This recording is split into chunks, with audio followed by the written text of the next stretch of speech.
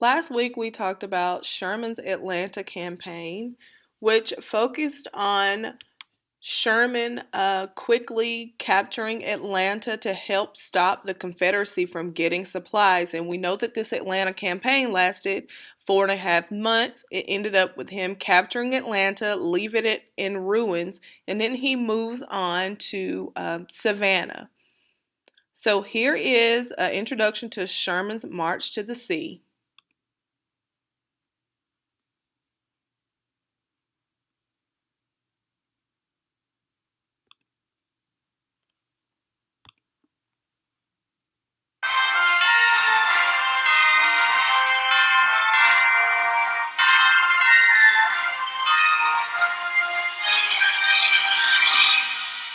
I'm Stan Deaton with the Georgia Historical Society. It was one of the most audacious military movements in history, and one of the most controversial. U.S. General William Tecumseh Sherman captured Atlanta in September 1864, and 2 months later was ready to move. He sent General George Thomas to deal with a Confederate army moving toward Nashville, while he took the rest of his men, 60,000 strong, on an overland march towards Savannah in hopes of dealing a psychological blow to the heart of the Confederacy.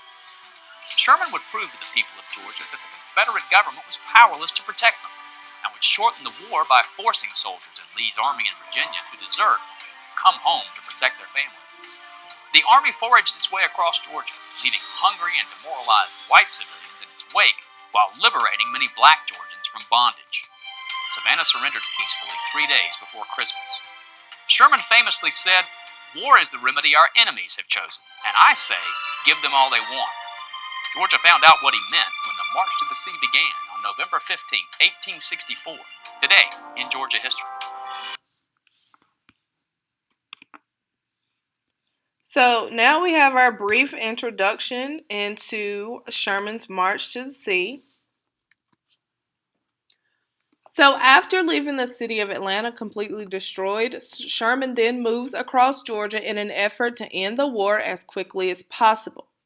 So his march to the sea began on November 15th, 1864, and ended on December 21st, 1864. He implemented a hard war philosophy such as Sherman's neckties, and he simply wanted to stop the Confederates from getting the military supplies that they needed that allowed them to continue on with this war. So his neckties called for the destruction of Georgia's infrastructure, which included railroads, roads, cotton gins, warehouses, and factories. So his main focus was if he could cut off supplies to the Confederates, he could help quickly end this war. During this march to Savannah, Sherman allowed his soldiers to forage liberally on the countryside, which meant they could search for food as much as they wanted to on the countryside, but he directly ordered and stated that they were not allowed to trespass and enter homes. Of course, his army and men did not listen. They entered homes. They terrorized people that lived in Georgia. They used intimidation tactics. They stole goods and supplies. So, as they continued moving toward Savannah, they encountered some Georgia militiamen that were made of men who were too old to join the military and young boys that were too young to join the military. Sherman and his men quickly defeated the men during this quick battle. And once they made their way to Savannah, Savannah feared the same detriment as Atlanta. They did not want their city to be destroyed and burned to the ground. So they surrendered to Sherman without fighting on December 22nd, 1864. So on your slide 17 in your interactive notebook, you are going to enter into the duration box November 15th to 1864. It ended on December 21st of 1864. The goal of the march was to end the war as quickly as possible. Sherman's attack strategy was the hard war philosophy of Sherman's neckties, so make sure that you include the destruction of the infrastructure and also list those. And then for the results, you need to know that Savannah surrenders without fight. They did not want to end up like Atlanta. So I'm going to start the 3-minute timer to give you time to type in this information onto your slide.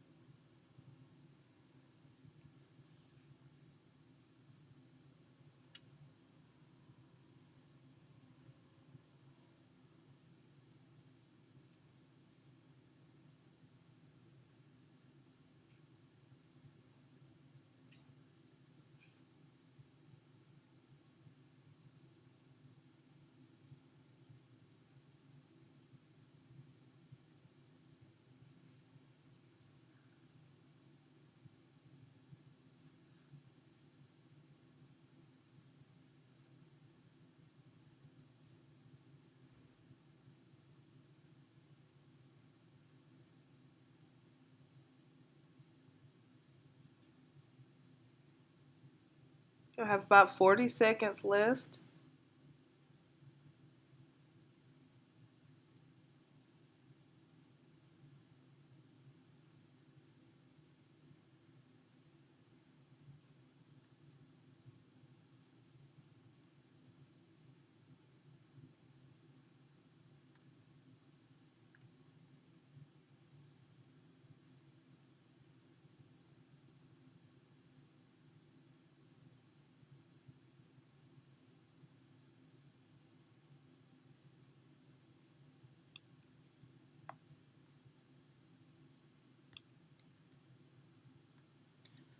So here we have a couple of images depicting Sherman's march to Savannah. So here is a engraved image that shows what it would look like as Sherman marched across Georgia to Savannah. And right here, the bottom right, is an actual photograph of Sherman and his men destroying railroads. That's a part of Georgia's infrastructure to help stop the Confederacy from receiving military supplies or goods that they need to continue the fight in this war. So now we shift to Andersonville Prison. This was Georgia's prison for captured Union soldiers.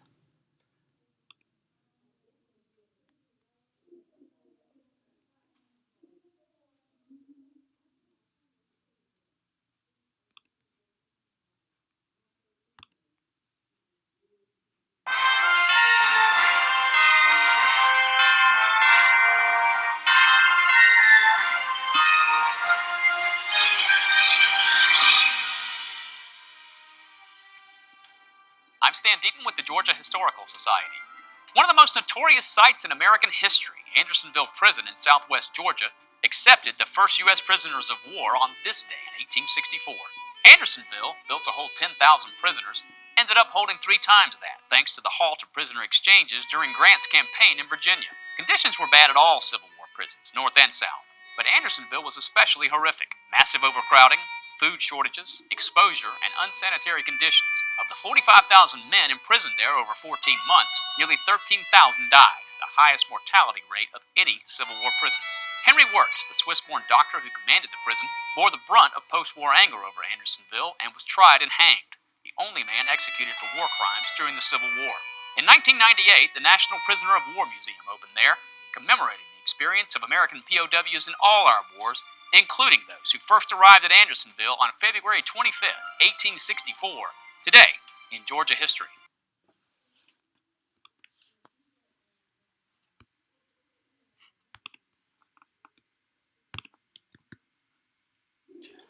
So, Andersonville Prison was located in Macon, Georgia. Its official name is Camp Sumter. It was originally built to hold 10,000 Union soldiers, but eventually held over 30,000 prisoners. Now, you saw from the video that this prison was built after the prisoner exchange came to a halt in Virginia. Several prisoners were able to escape, so Confederate leaders felt that they needed a more secure location, so they moved the prison further south in a more rural area in Georgia. It was not an actual building. This prison was a 26-acre fenced area with guards posted along the top. It served as a prisoner of war camp for Union soldiers, and at any time, Union soldiers could leave Andersonville prison, but they had to join the the Confederate Army, and most of them remained in the prison because of their moral beliefs against what the South was fighting for. So we have, if you look at the image here on the outside, you have the fenced in portion. But then if you look on the inside, you have this is what's called the deadline. And if prisoners attempted to cross the deadline, or if they even reached over it, the guards that were guarding here, if you look closely, you can see the guards stay situated around this deadline. Guards were ordered to shoot them on sight. So on slide 18 of your interactive notebook, you are going to put that the location of the Andersonville prison is Macon, Georgia, and its purpose was because Confederate leaders needed a more secure place to hold captured prisoners. So I'll give you about a minute to get that typed onto your slide.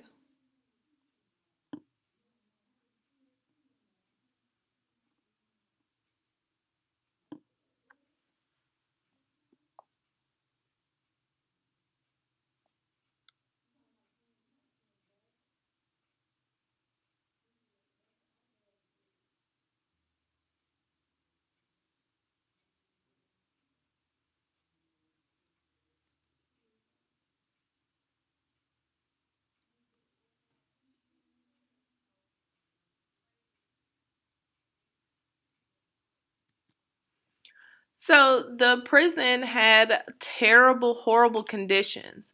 So it was first chosen because it had a fresh water stream that was available. But this main water source quickly became infested with diseased human waste and sewage.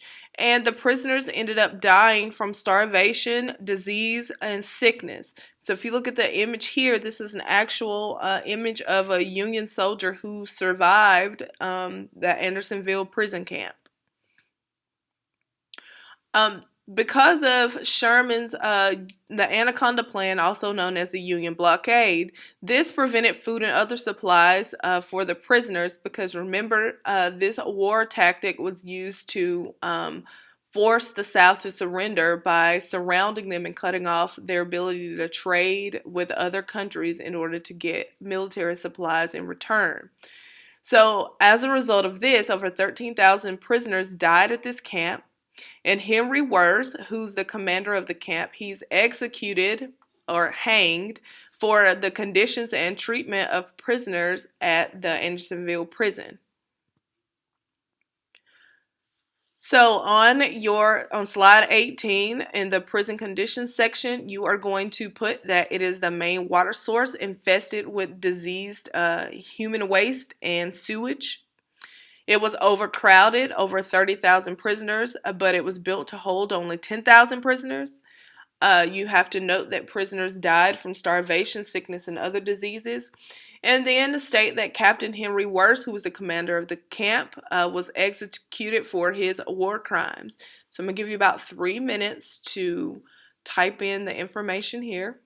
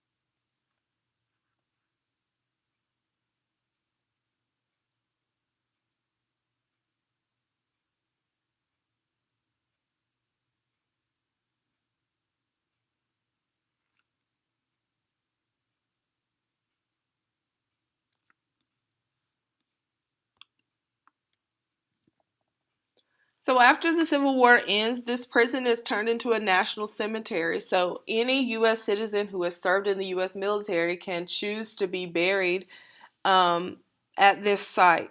So in 1970, Congress authorizes this area to become a National Historic Site, which is now used to teach about life at Andersonville Prison. So what you are going to do now is you are going to complete the Sherman's March and Andersonville Prison Comprehension Check that is located in Google Classroom. Make sure that you use your slides to help you complete this comprehension check.